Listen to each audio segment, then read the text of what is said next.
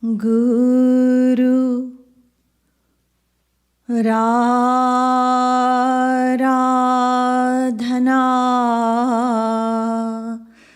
Discha Guru Paramadaivatam Guru Parataram Nasti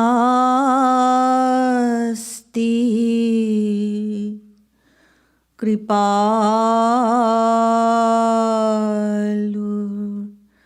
Gurave Namah. Dhyanamoolam Gururmurtihi Pujamoolam Gururpadam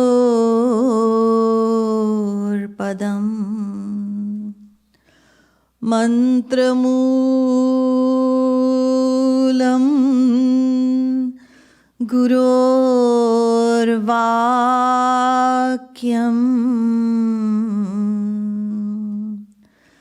Bhaktimoolam Guru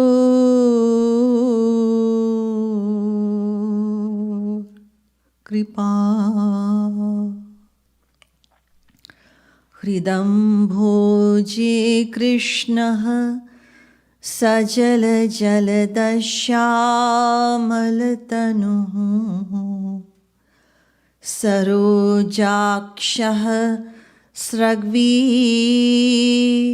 Mukutakatakadya Bharanavan Sharad Rakanath Pratimavadanah Shri Muralika Vahandheyo Gopi Gana Parivritah Kumkumachitah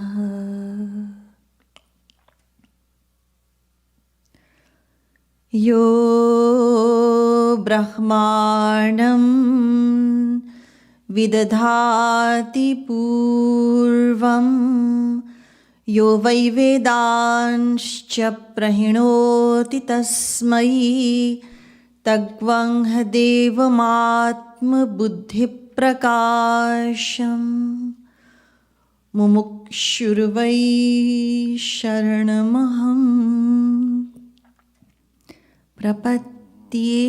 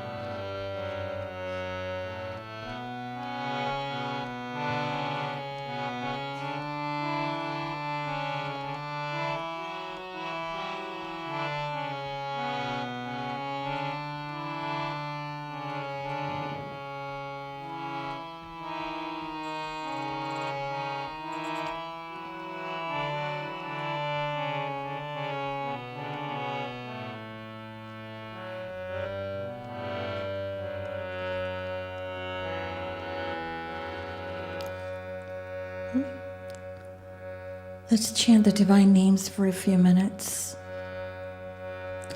Radhe Govinda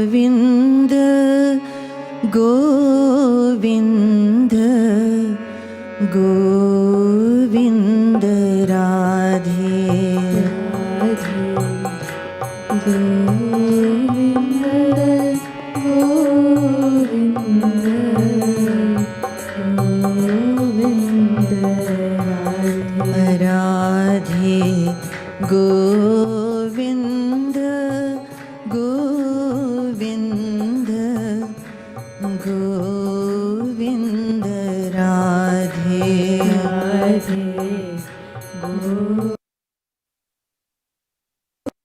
Govind Govind Radhe Govind Govind Govind Radhe Govind Govind Govind Radhe Govind Govind Govind Radhe Radhe Govind Govind Govind Radhe Radhe Govind Govind Govind Radhe Radhe Govind Govind Govind Radhe Radhe Govind Radhe Govind Radhe Radhe Govind Radhe Govind Radhe Radhe Govind Govind Govind Radhe Radhe Govind Govind Govind Radhe Radhe Govind Govind Govind Radhe Govind Govind Govind Radhe Radhe Govind Govind Govind Radhe Radhe Govind Govind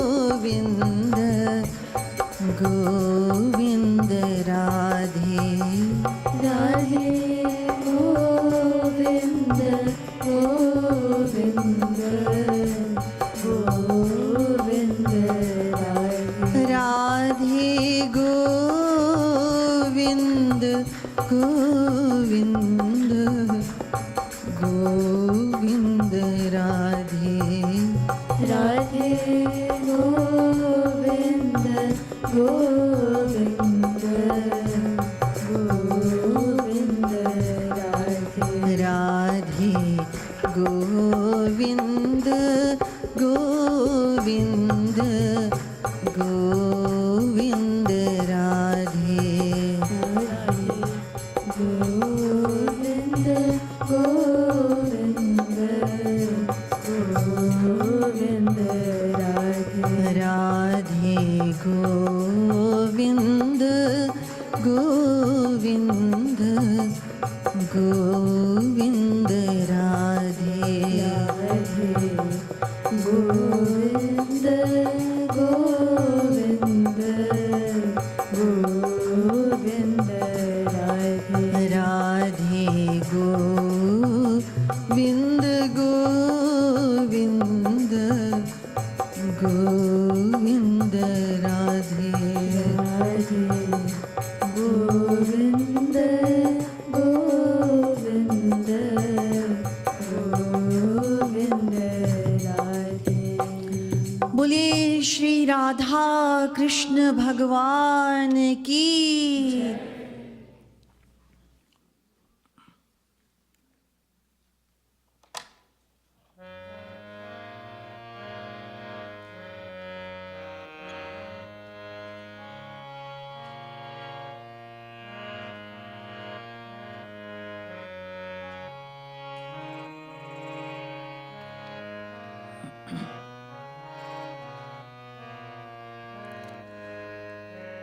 वंशी वारे सावरे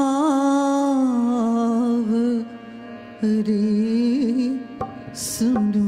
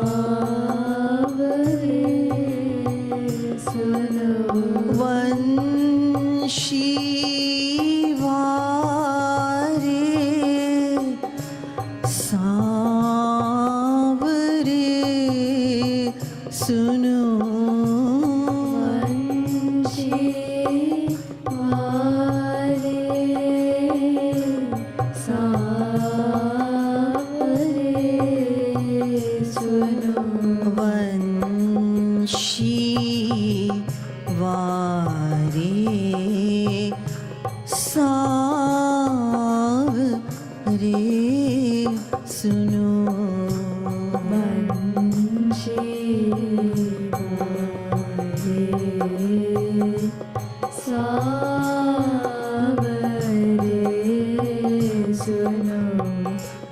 लख 84 योनि चराचर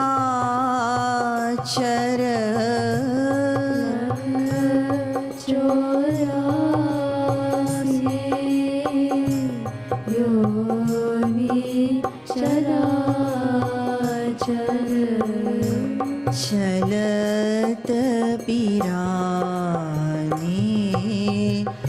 पाव रे सुनो चलत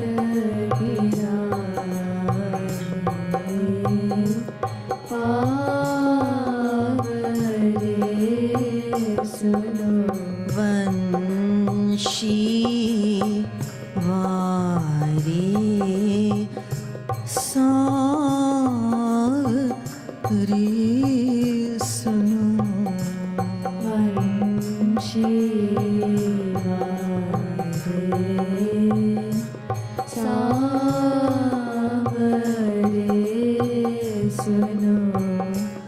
Yadapi mili nartanu surdur labha.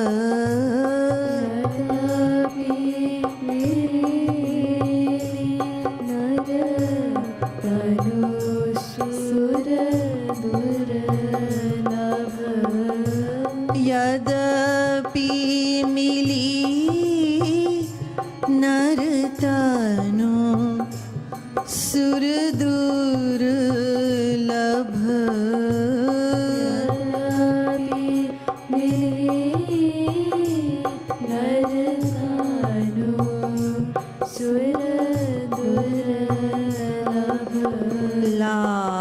लागी भल यह दाव रे सुनो.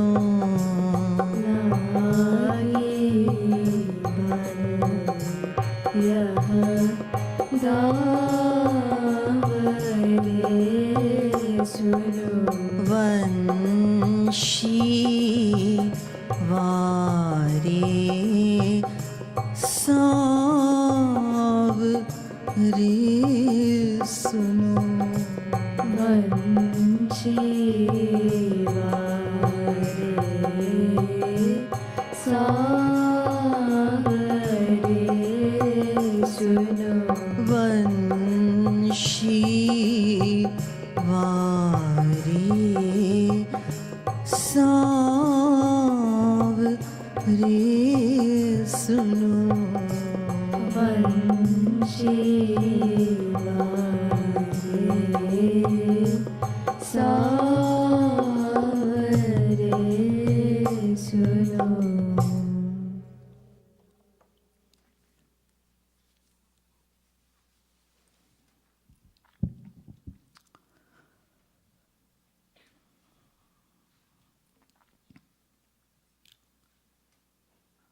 Respected devotees of Sri Maharaj Ji, respected viewers, Radhe Radhe.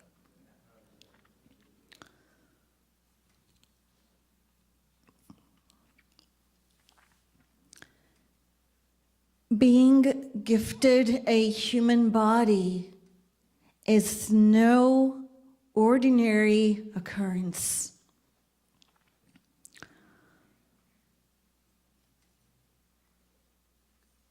It is a privilege.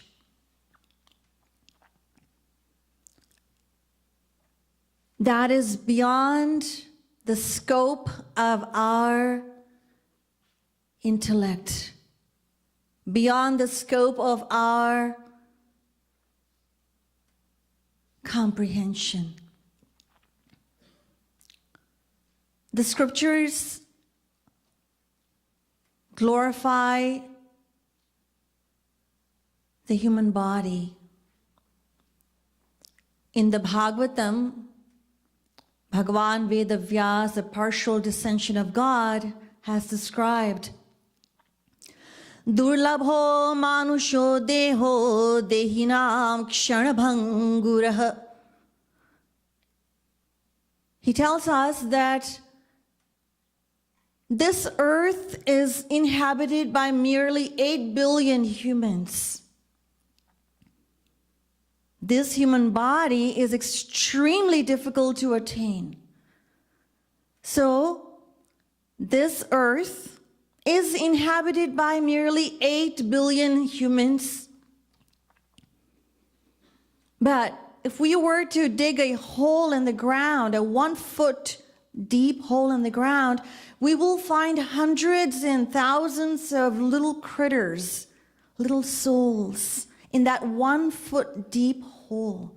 So one can imagine how rare this attainment is, this human body.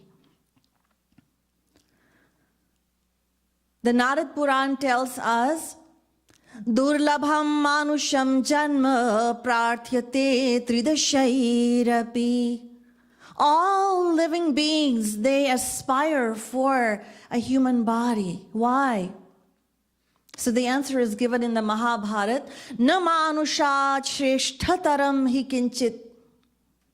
There is no form of life superior to the human form.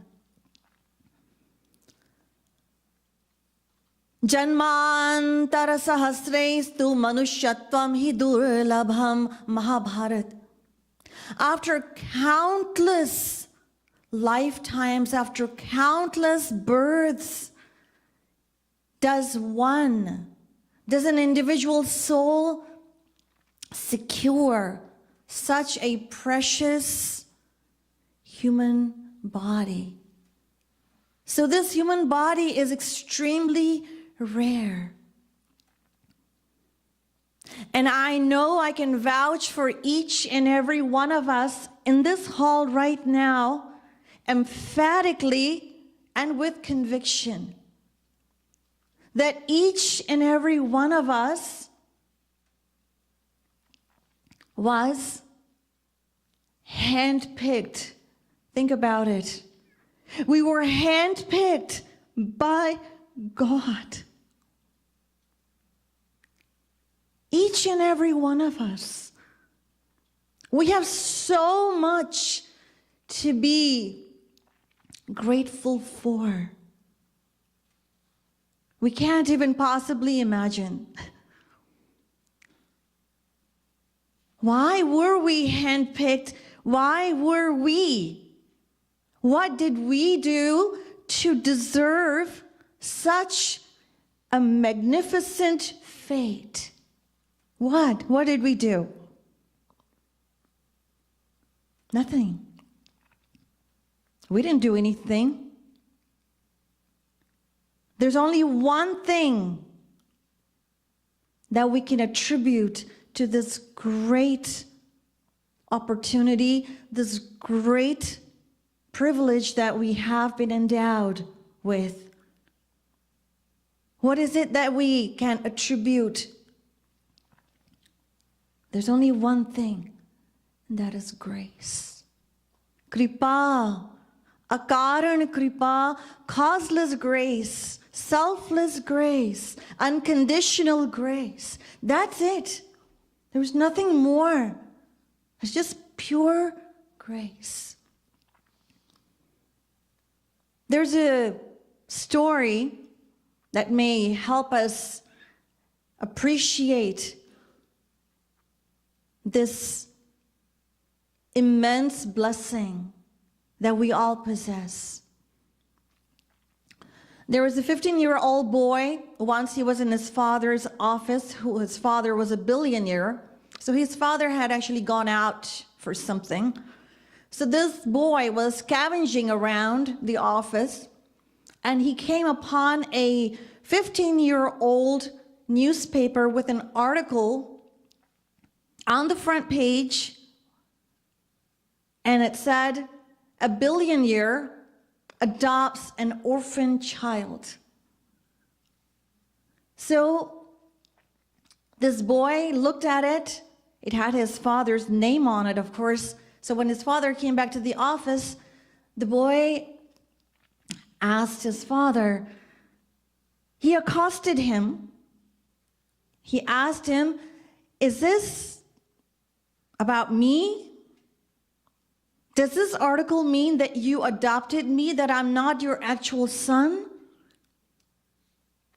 And the father was crestfallen.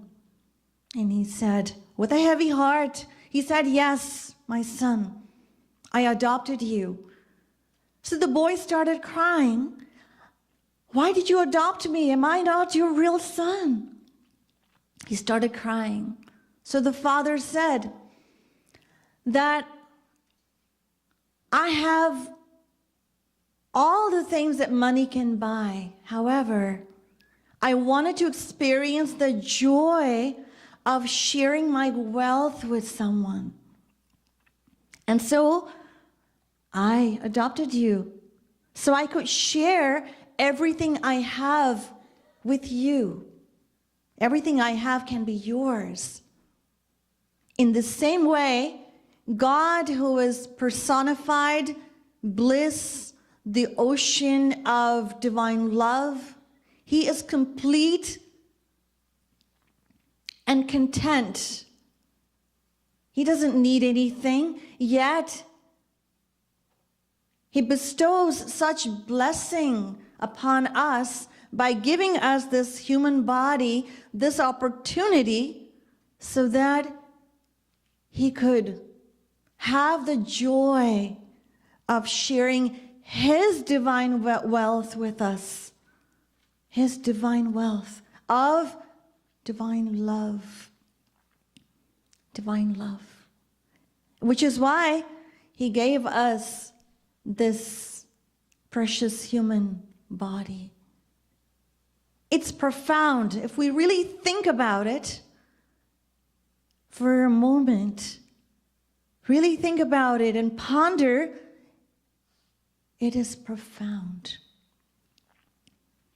How extremely blessed we are. So receiving a human birth is a great thing. But even beyond that, to be equipped with two more utterly rare boons. What are they? What are they? To have a spiritual appetite and to have divine association. Spiritual appetite and divine association. Shri Maharaji tells us that Ati durlabhatino Govinda Radhe Nartanu Shraddha Guru Sharan Bata de. So after having attained these three rare gifts, there remains no other grace to be received. The epitome of grace, having these three boons: human birth, spiritual appetite, and divine guidance, divine association. That's it. We have everything.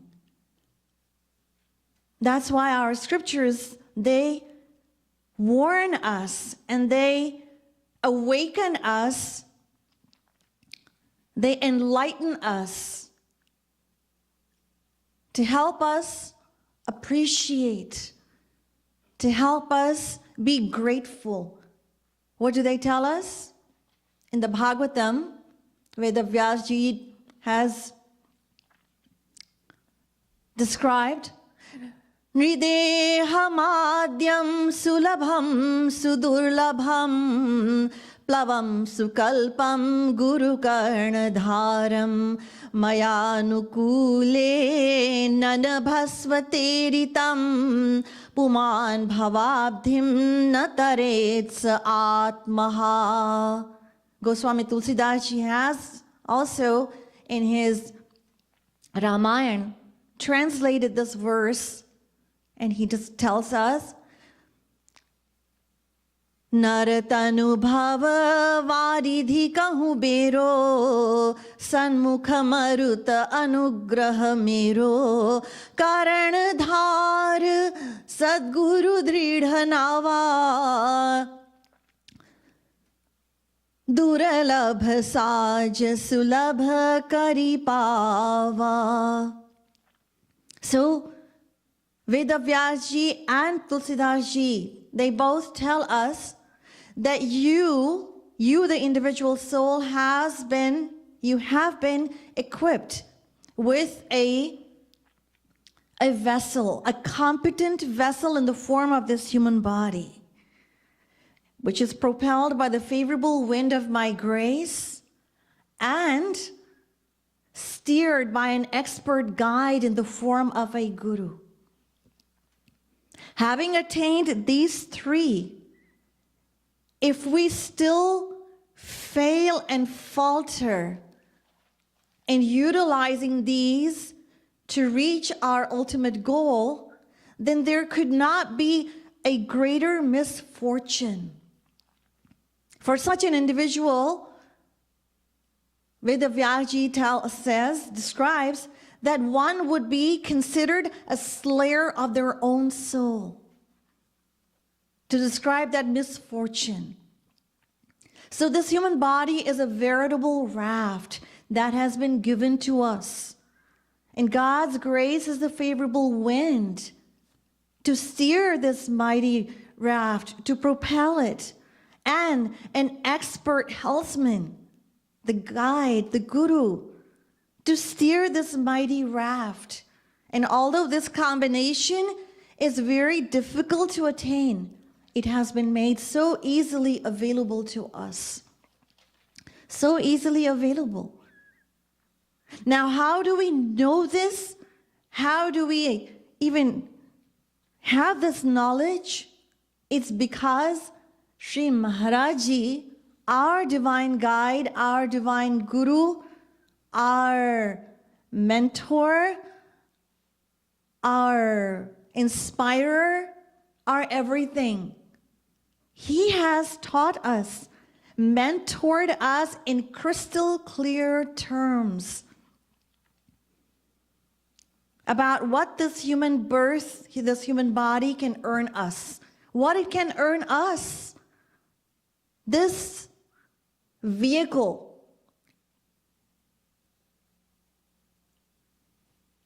that we possess, what it can earn us. The purpose of this human life we have learned through Sri Maharaji's divine grace. How extremely blessed we are. There are so many souls out there in the world at present who are lost and confused. They have not a clue. They don't know what the purpose of their human life is. And yet, here we are in the lap of the greatest divine fortune. So Sri Maharaji has mentored us about what? The importance of this life. And he tells us that a human body is given to a soul after countless births. As just explained, it is described in the Mahabharata. Sri Maharaji tells us. So how powerful is this vehicle that we possess? What is its value? Sri Maharaji tells us that in 8.4 million species of life, species of living forms, it is only the human, in this human body, we can practice devotion, bhakti to God and attain divine love. It is only in this body that we have that privilege. All other forms of God, all other forms of the other species, rather, do not have the freedom and therefore are restricted from bearing the fruits of their past actions. So it is only in a human body that we have the freedom to perform actions. This human body, however, is condemnable. Why? This body that we adore so much, that we love so much, that we're so attached to, why is this body, why does it cease to bestow all its charm and attractiveness after death? When a person dies, why is that person not kept inside the house? In fact, that person is cremated within moments after death. Why? What is the reason? This body that we love so tenderly, we're so attached to, always protecting it, always doing so much to nurture it. Yes. If the entanglement of this body, if it was stripped from this body, one would see the reality of what lies under, what lies in just under the exterior human surface. What is it? It's just blood, filth, and foul matter is all that exists. This body, after it perishes, it cannot be put to any use whatsoever. As a last rite, if this human body, when it turns into a corpse, if it's not burnt, buried, or thrown into a river, it becomes repugnant and putrid, a fertile ground for diseases. But in contrast, the bodies of other creatures like buffaloes, deer, and even lion can be put to good use. So such a despicable body with all of its associate demerits, yes, this body is still considered the most rare and most exalted. Why?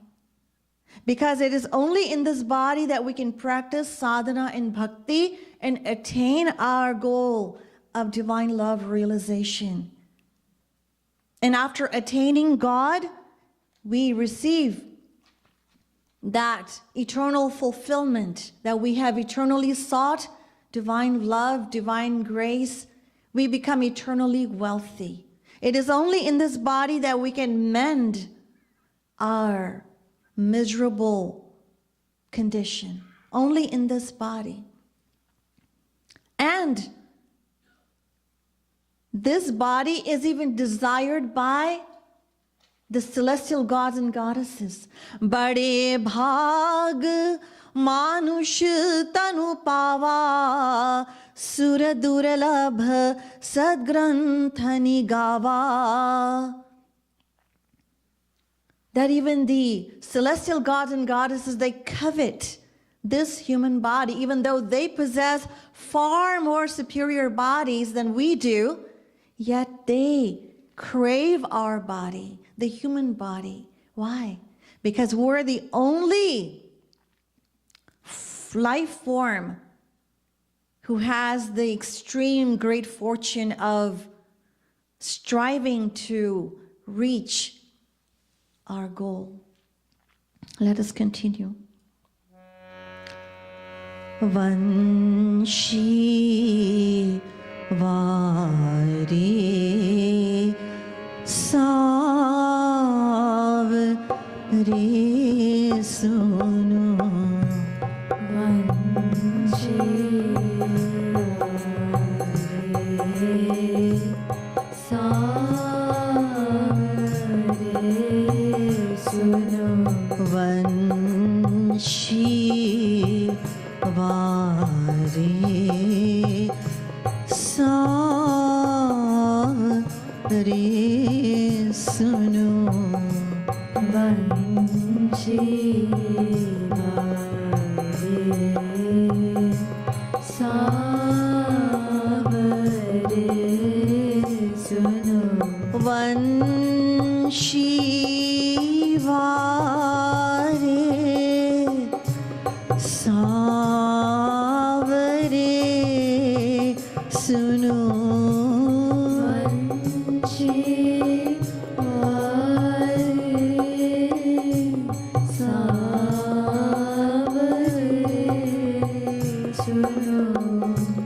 Vanshi Vanshi vari savre sunu. Vanshi vari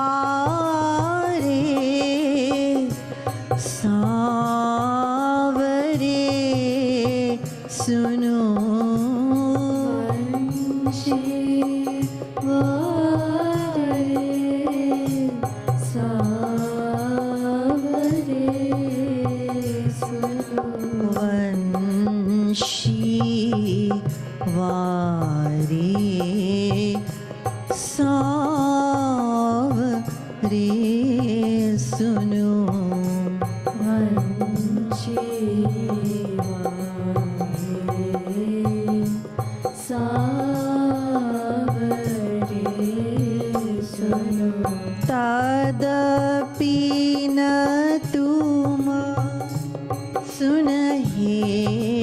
karat mana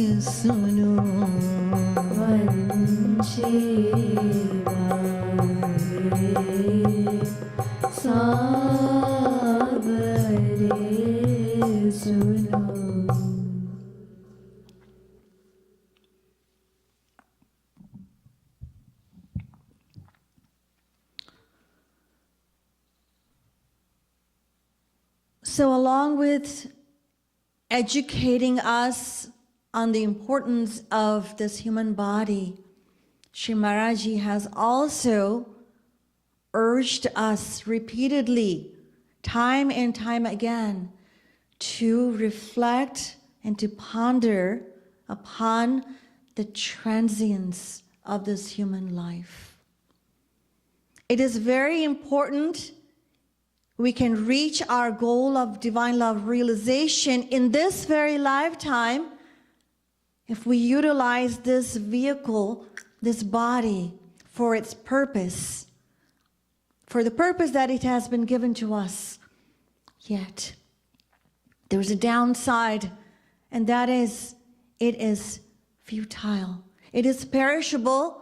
It could be snatched away from us at any time. It is so fickle. It is fickle.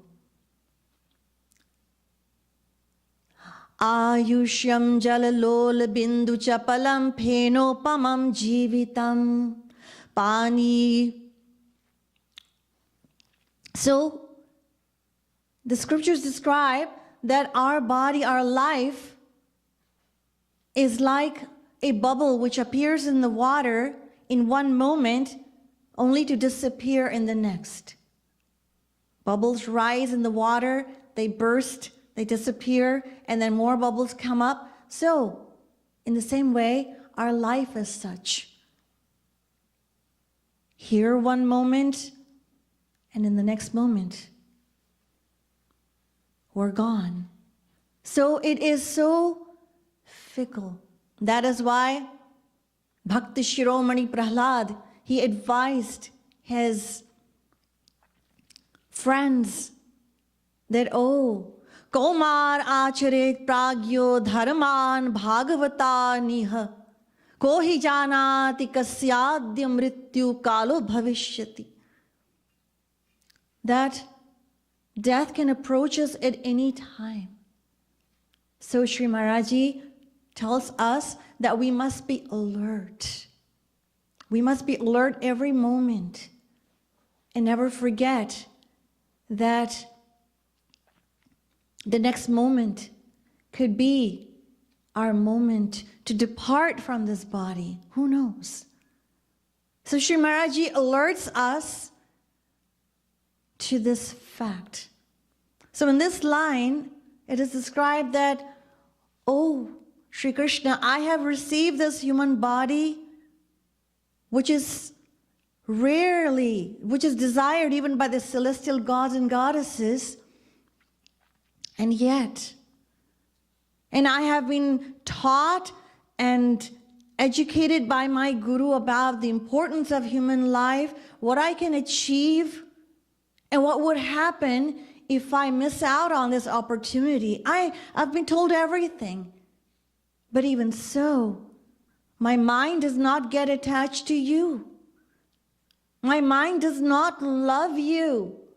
And it does not even remember the glories of your divine name, O Shri Krishna. O Shri Krishna. Why? Why is this so? Once, Swami Vivekananda, he was boarding a ship for a journey. And the boat was about to set sail when he distinctly heard the voice of his guru telling him, "Get off the ship.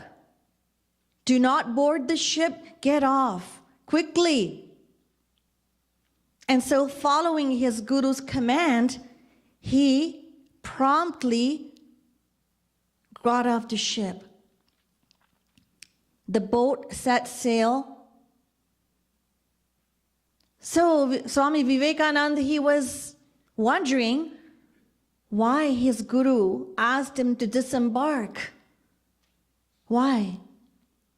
So as the journey progressed, this boat with the other passengers, it sank and everyone perished. So Vivekananda, he was deeply saddened. And so when he returned home, he again met his guru, Ramakrishna Paramhans, and he inquired with him. And he said, "Guruji, you warned me in time and saved my life. But what about the other souls, the other human beings who were on the ship? What about them? You have universal vision." So he inquired with Ramakrishna Paramhans as to why he didn't call them, why he didn't warn them. Why did he not show his love for them in the same way that he did for him? And Ramakrishna Paramhans said that I did so. They were mine too. They were mine too. But they did not. I was actually shouting at them also, but they did not listen to me. They didn't hear me. They didn't listen to me. Now let us think about this point for a second. Ramakrishna Paramhans told Vivekananda that I was calling them also, but they didn't listen to me because they were engrossed in their egos. They were immersed in their egos. But because you possess a pure heart, you heard me. You heard me. In the same way, God and Guru, they reside in our heart. And every moment they are guiding us, navigating us. They are navigating us, guiding us, inspiring us. But if we are immersed and engrossed in our egos, then what can they do? What can they do? So Vivekananda was told by Ramakrishna Paramhans that I also call them.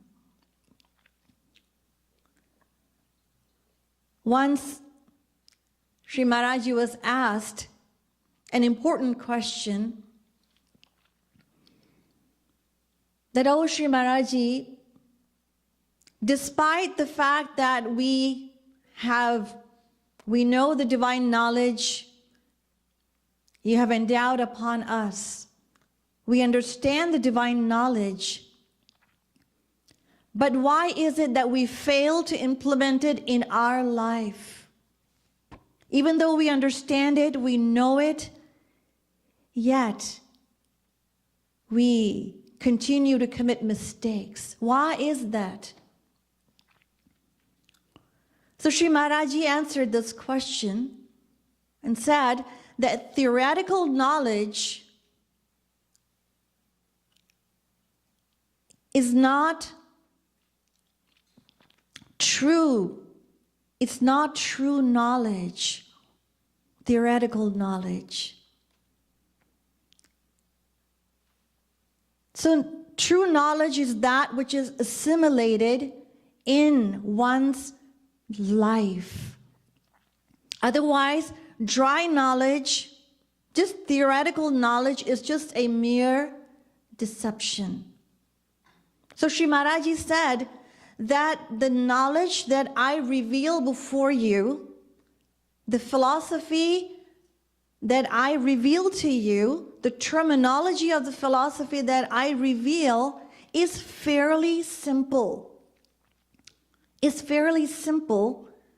And so you are able to grasp that knowledge.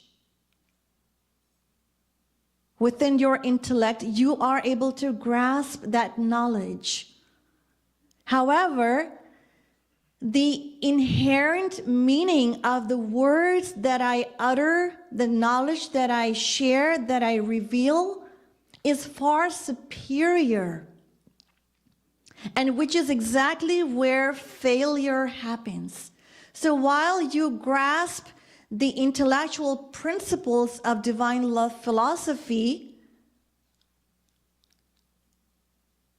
you fail to grasp its implied essence. That's what Sri Maharaji said. So, if an individual hasn't understood divine theory, so one who has not really understood divine theory will make an attempt to apply it in practical daily life. But the one who has actually perceived divine knowledge in the true sense, then the matter ends right there. Nothing further has to happen. No. The individual devotee doesn't need to pursue it any further. No, none whatsoever. So Sri Maharaji gave an example. Just as if and when a person realizes that smoking cigarettes is equivalent to putting or ingesting poison in one's body, and that it is detrimental to one's health, then what will happen? The half-burning cigarette in that smoker's hand will fall to the ground, and he will never entertain putting the cigarette back in his mouth thereafter. No, it's over, done. It's over. Matter ended right there. But conversely, if the person says, oh, now I understand that cigarettes are so detrimental. I understand. And I am going to vow to quit smoking. I am going to cut back on smoking, and eventually I am going to give it up. Yes, that's what I'm going to do. Eventually I will give it up. Oh, I've had this passion for smoking for so many years. So it is going to take me quite a number of years to let it go. If this is the attitude, then that means a person hasn't really conceived that understanding in the true sense. In the true sense. So, Sri Maharaji tells us that once we conceive the knowledge in our consciousness, then the results, they manifest immediately. Sri Maharaji repeats himself and says, the results manifest immediately, and no time is ever wasted. So once we perceive the knowledge, then what happens in our consciousness? Then the literal identity of that knowledge, it ceases to exist. Then one does not need to pursue it any further, because it is going to be reflected automatically and simultaneously in one's behavior. That is what will happen. So Sri Maharaji tells us that intellectual knowledge or conceptual knowledge is of no use. The knowledge that we want has to be practical, it has to be internal, it has to come from within us.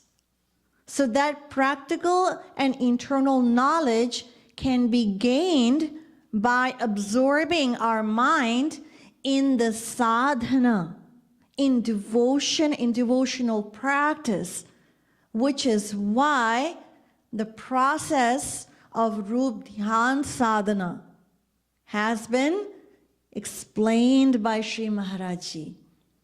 So when we adhere to this practice, when we practice the sadhana of engaging and absorbing our mind in the loving remembrance of God and Guru, then what will happen? Then that practical knowledge will automatically blossom within us. It will blossom. Then what will happen? As our practice grows, then what will happen? Then our heart will become purified, and it will be reflected. It will be reflected automatically and very naturally in our behavior as individuals. That is what will happen. So, but if our attitude is otherwise, if our attitude is to take this knowledge casually and not really take it to heart, seriously, if we're not diligent in following the precepts of what our Guru has given to us, if that is not our attitude, then inevitably we will be falling prey to what? Procrastination, willfulness, and carelessness. And then we question, why my mind is not getting attached to Sri Krishna? Why am I not feeling any love? Why am I not chanting His divine names? Because love is not a show. Love is in the heart. It is not a physical exterior display of affection. It is something that we feel within us. It's deep, it's profound.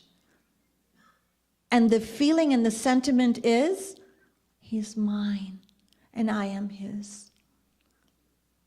And even when we chant His divine names, the sentiment is, I am His, He is mine.